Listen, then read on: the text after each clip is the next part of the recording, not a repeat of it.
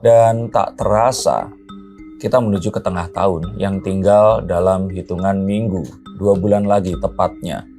Dan kita akan masuk ke pertengahan tahun yang curah hujan harusnya mulai sedikit, tapi kita akan tahu bahwa nanti akan ada ancaman dari kekeringan, kebakaran, dan juga adanya gempa yang sepertinya akan muncul dari setengah tahun ini menuju ke akhir tahun nanti. Akan ada bencana apa dan mengapa ini muncul? Apakah ini ada kaitannya dengan korupsi yang masih belum mereda atau Donald Trump yang menaikkan tarif dagang ekspor masuk ke Amerika? Mari kita akan bahas menggunakan kartu-kartu saya.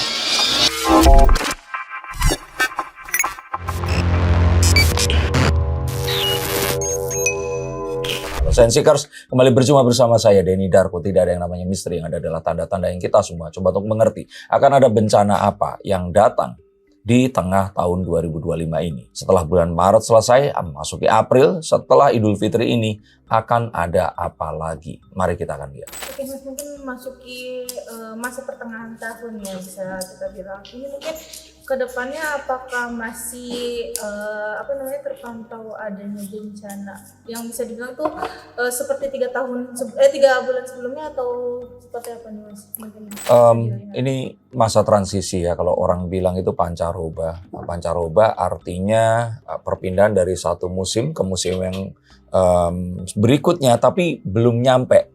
Jadi kalau misalkan ada orang mau pergi dari Jakarta ke Bandung, ini masih di Cikampek seperti itu, belum nyampe. Sudah meninggalkan Bandung atau Jakarta tapi belum mencapai kota tujuannya. Nah, sebenarnya secara logika kita akan selalu bisa mengaitkan bencana-bencana apa sih yang ada kaitannya. Kalau musimnya hujan, pasti hubungannya dengan hidrometeorologi. Nah, kalau sudah mulai menuju ke musim kering, nah kita akan tahu bahwa nanti di musim kering itu Mei, Juni, Juli itu kebakaran, terus kemudian kekeringan, hal-hal yang menimbulkan, ya kalau saya kira itu yang ditimbulkan oleh hal-hal yang muncul dari kondisi kekeringan ini akan menjadikan, kalau kita bilang itu manusia ya, itu kayak nggak sabaran, terus mereka ini akan lebih gampang panas atau marah. Dan kalau emosi ini meningkat, biasanya kecelakaan yang melibatkan moda transportasi itu terjadi. Nah, tapi ini kan belum masuk ke situ. Kita masuk di musim pancaroba. Nah, kalau pancaroba ini kayak orang ini masih berusaha untuk menyesuaikan.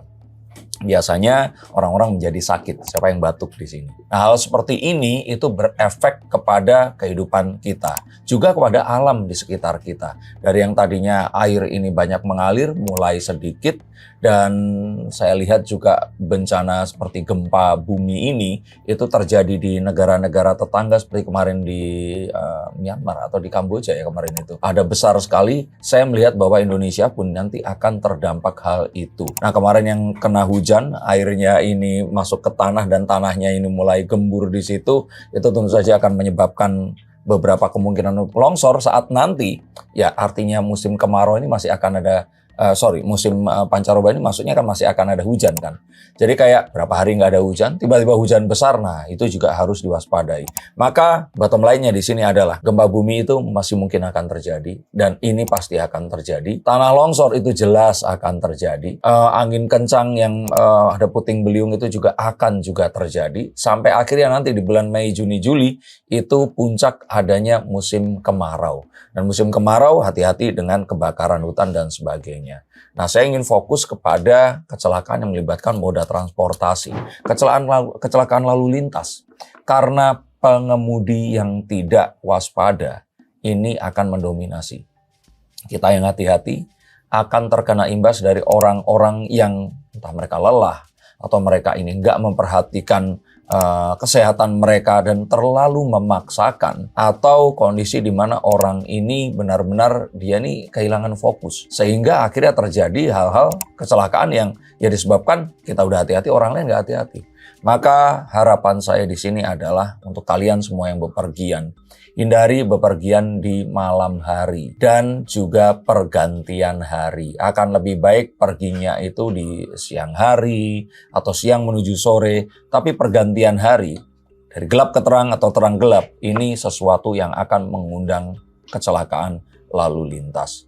Lebih selebihnya dari itu, mungkin saya melihat bahwa faktor cuaca di mana daerah perpindahan, misalkan Indonesia perpindahan ke negara Thailand atau ke Hong Kong. Nah, di sana ini jalur angin ini akan sangat kuat. Untuk yang mengendarai pesawat terbang, hati-hati karena ya di daerah-daerah itu tentu saja ada badai monsun yang memang sering sekali terjadi, ini harus diwaspadai. Kalau di Indonesia yang ingin terbang, saya pikir juga sama seperti tadi, sedang bepergian.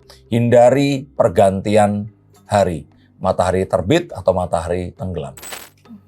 Oke. Untuk total jumlah korban apakah sebanding Mas atau lebih tinggi dari sebelumnya Mas? Saya melihat akan lebih sedikit. Lebih sedikitnya bukan karena apa, tapi karena perekonomian sedang nggak baik-baik saja. Jadi orang ini yang akan traveling itu sepertinya akan lebih sedikit daripada momen-momen yang lalu. Kemarin pun kita melihat adanya mudik yang paling sepi. Saya sebenarnya happy. Mudik sepi itu akhirnya korban jiwanya itu nggak sebanyak biasanya. Nggak apa-apa, nggak mudik. Emang mudik tiap hari harus ngapain? Tiap tahun itu harus ngapain juga. Nah, saya sangat-sangat merasakan ini loh. Ternyata nggak mudik kan nggak apa-apa kan. Ya sudah, pulangnya nanti kalau punya duit lagi dan nggak harus pas lebaran. Dan ada baiknya kita menghindari berkerumun. Sehingga kalau kita bisa menghindari kerumunan, maka kemungkinan terjadinya kecelakaan yang menelan korban jiwa itu akan bisa dihindari. Saya memastikan ini akan jauh lebih sedikit. Tadi kan bisa dibilang dari unsur kecelakaan juga dari unsur alam sendiri, maksudnya bencana alam sendiri mungkin lebih banyak nggak sih Mas, atau lebih banyak tuh di unsur apa nih, api kah, air kah, atau Manusia tanah? itu selalu menganggap bahwa sesuatu yang nggak bernyawa itu nggak punya kehidupan. Itu sesuatu yang salah besar. Batu, pasir, tanah, gunung itu memiliki quotes on quotes atau tanda petik jiwanya. Maka biasanya saat manusia ini itu bersemangat, bergairah, maka alam pun juga melakukan hal yang sama. Kalau gairahnya positif, mereka akan merespon dengan positif. Gairah negatif, maka hal negatif juga yang akan muncul. Karena nanti masyarakat ini agak tenang. Bencana alam ini nggak akan semarak biasanya. Mungkin ini satu hal yang harusnya nggak dibicarakan di konten karena nggak akan mengundang orang. Orang kan sukanya, wah nanti bencana alam, gempa di mana-mana, banjir, daerahnya mana aja dan sebagainya.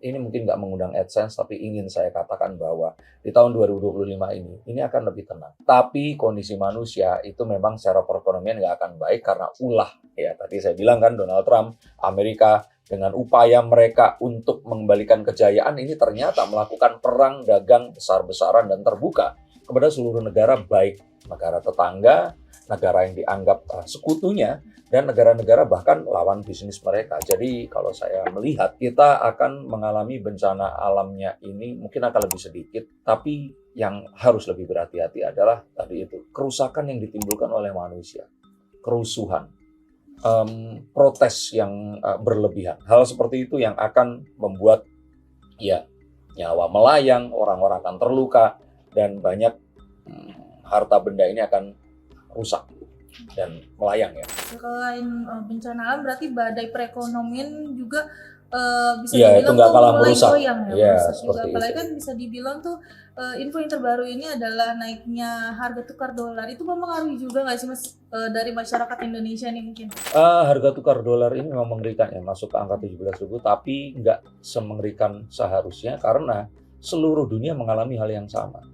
Ini karena ulah Donald Trump yang menaikkan tarif masuknya ya bea kita ekspor buat mereka impor ya dari negara-negara ini tadi. Dan memang akhirnya untuk dalam waktu yang dekat ini 2-3 bulan ini makan banyak PHK, orang-orang akan kehilangan pekerjaan. Itu karena perusahaan ini melakukan efisiensi.